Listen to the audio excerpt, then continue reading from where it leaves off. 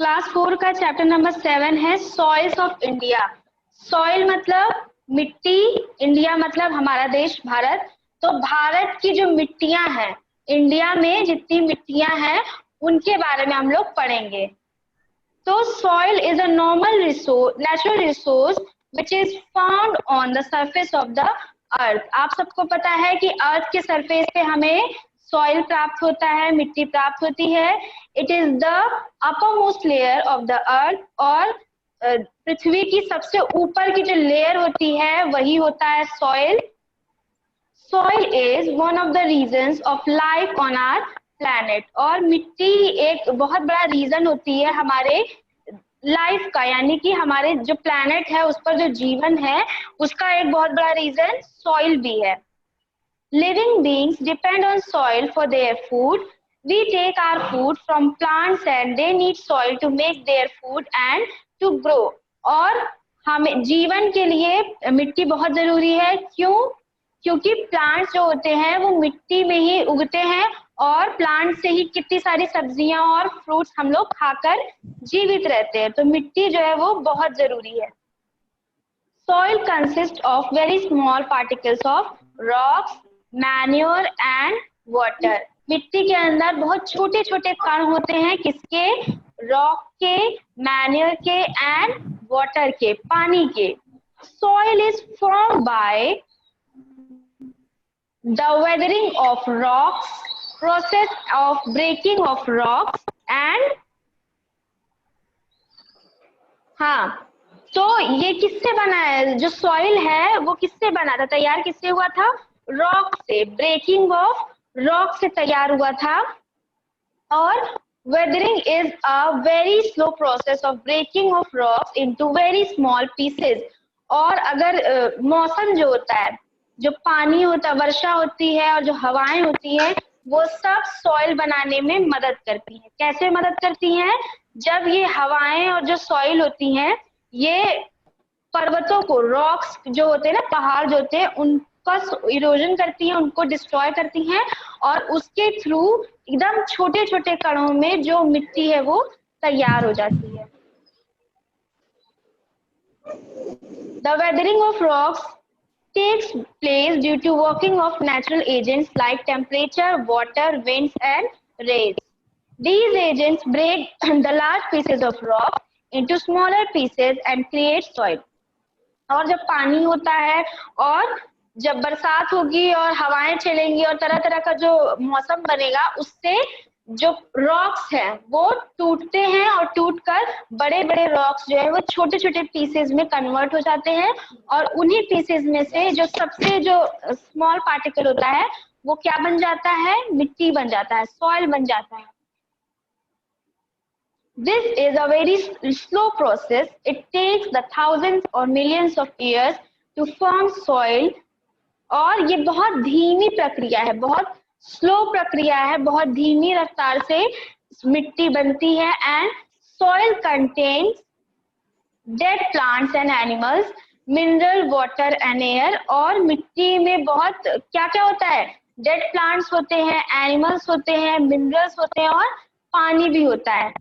These things make the soil fertile. और इन्हीं सारी चीजों से जो सॉइल है, मिट्टी है, वो फर्टाइल बनती है, यानी कि उपजाऊ बनती है। और फर्टाइल मिट्टी होगी तो क्या होगा?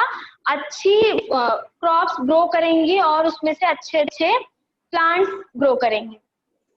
अब टाइप्स ऑफ सॉइल, ये बहुत इंपॉर्टेंट है कि कितने प्रकार की मिट्टियां होती हैं।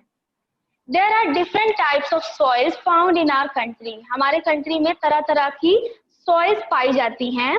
Some soils are deep, some are shallow, some are fine and some are porous. और मिट्टियां जो होती हैं वो हर टाइप की होती हैं, कुछ बहुत गहरी होती हैं, some shallow बहुत हल्की होती हैं, some are fine और कुछ होती हैं बहुत एकदम पतली होती हैं।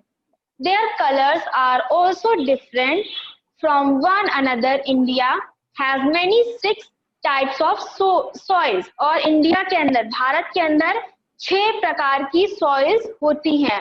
हमारे इंडिया में 6 टाइप्स ऑफ सॉइल्स होती हैं। पहला क्या है? Alluvial soil, black soil, red soil, laterite soil, mountain soil and desert soil. Alluvial soil क्या होता है?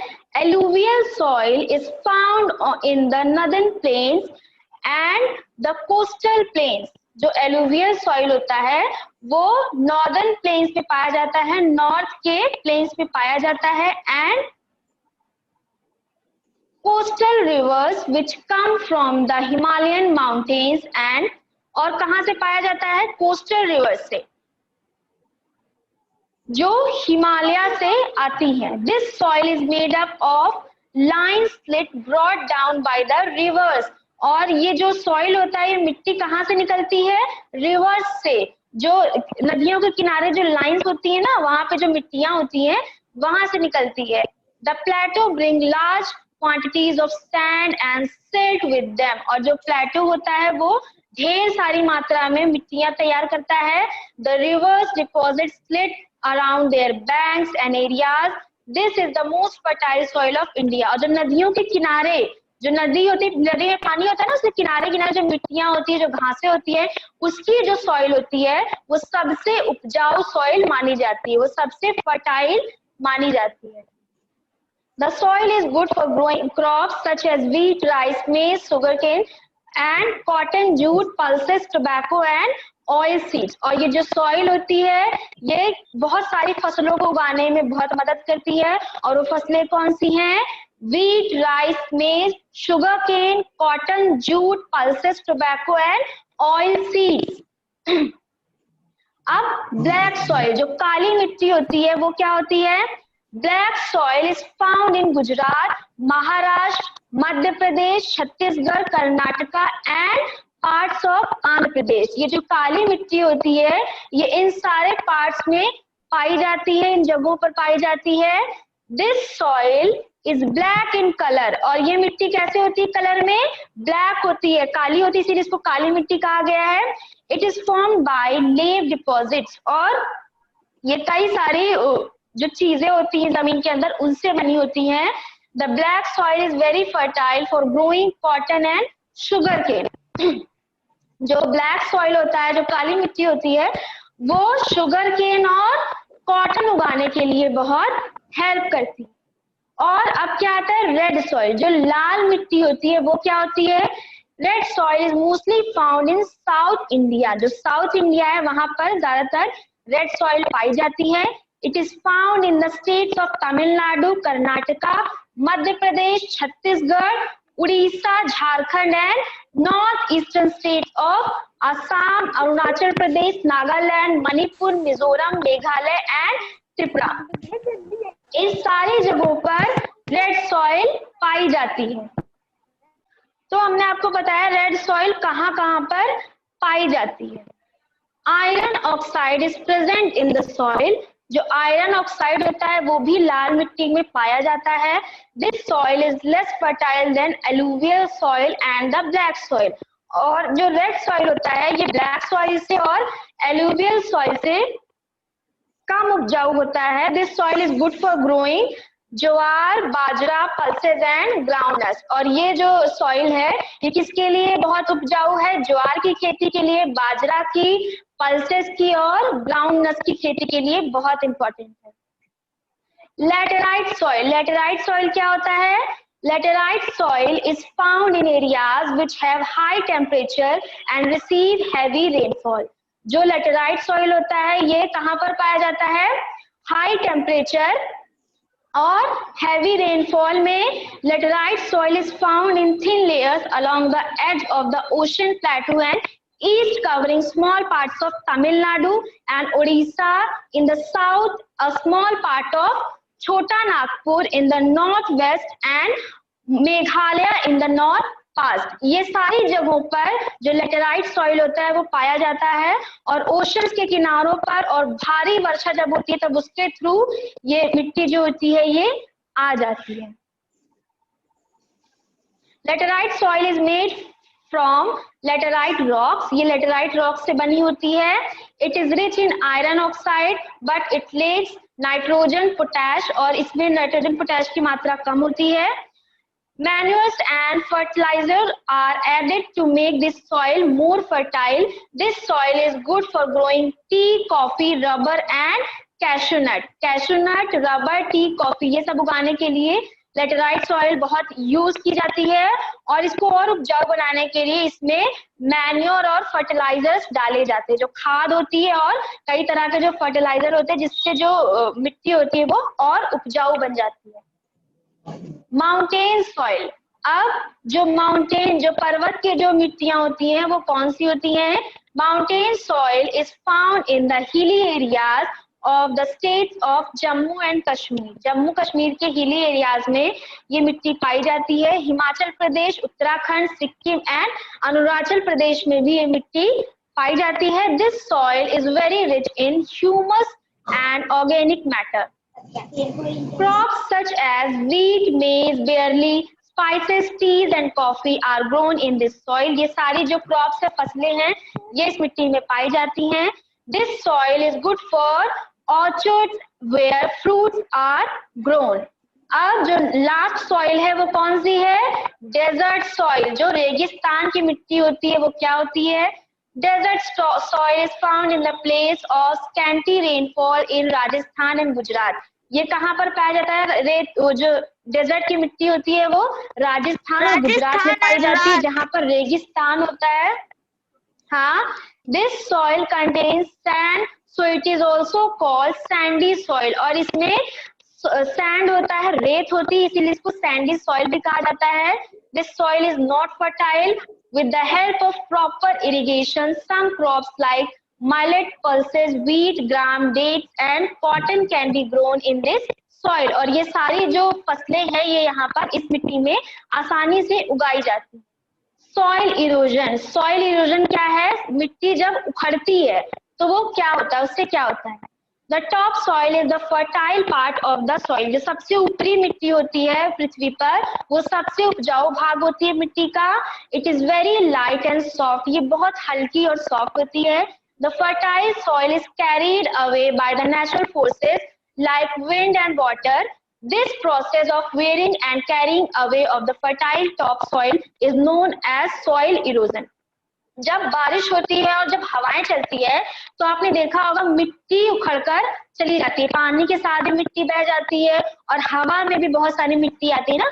जब कोई तूफान आता है तो घर में धूल नहीं इकट्ठा हो जाती है, तो वो सारी जो मिट्टियां उखड़ती हैं पानी से और हवा से उसको क्या कहते हैं? सॉइल इरोजन कहते हैं। Soil erosion reduces the fertility of the soil and makes it unfit of cultivation. और कल्टीवेशन के लिए और जो उपजाऊ जो मिट्टी होती है उसके लिए सॉइल इरोजन बहुत बेकार चीज होती है। Soil erosion is caused by, soil erosion किस किस वजहों से होती है? Deforestation, cutting end of trees in a large quantity is called deforestation and it is one of the major causes of soil erosion. Roots of plants and trees hold the top of soil tightly. This is prevents soil from being eroded away. अब deforestation, deforestation क्या है? जो पेड़ पौधे होते हैं वो जमीन में मिट्टी को अपनी जड़ों से पकड़ कर रखते हैं और जब हम लोग पेड़ों को काट देते हैं, डिफॉरेस्टेशन कर देते हैं, जंगलों को काट देते हैं, पेड़ पौधों को काट देते हैं तो जो मिट्टी होती है वो भी उसको होल्ड नहीं करके रख पाता। पेड़ तो कट गया है तो वहां की जो मिट्टी है वो वहां से उखड़ जाएगी, तो इससे मिट्टी जो है वो सॉइल इरोजन हो जाएगा। तो डिफॉरेस्टेशन जो है वो सॉइल इरोजन का एक बहुत बड़ा कारण है।